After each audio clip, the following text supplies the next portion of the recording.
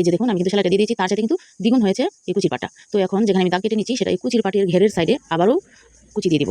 আর এখানে আমি দাগ কেটে নিয়েছি যাতে করে মানে সেলাইটা সমান জায়গায় বসে। তো আমি যে পাটটাকে কুচি দিব সেটা নিচের সাইডে আমি সেলাই করে নিয়েছি, যে এখানে আরও ডাবল সেলাই দিয়ে দিচ্ছি, মানে ডাবল পার্ট সেলাই করে নিয়েছি যাতে করে কুচিটা বেশি করে দেওয়া যায় এভাবে দাগের উপর বসিয়ে কুচি দেওয়ার জন্য।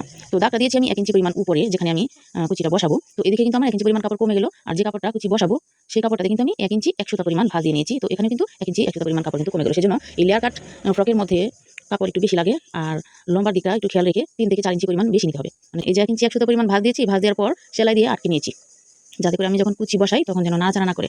তো এটা কিন্তু যেখানে কুচি বসাচ্ছি সেটাও সোজা সাইড, আর যে কাপড়টাতে কুচি দিচ্ছি সেটাও সোজা সাইড। দুটো পার্টে কিন্তু সোজা সাইডে রেখে সেলাইটা দিচ্ছি। আর আমার হাতের দিকে খেয়াল করলে বুঝতে পারবেন আমি কিভাবে কুচিগুলো বসিয়ে নিচ্ছি। দুটোই কিন্তু ফ্রন্ট পার্টে, মানে পিছনের যে পার্টটা সেম প্রসেসে আমি পিছনের পার্টেও কিন্তু সেলাইগুলো বসিয়ে নিব।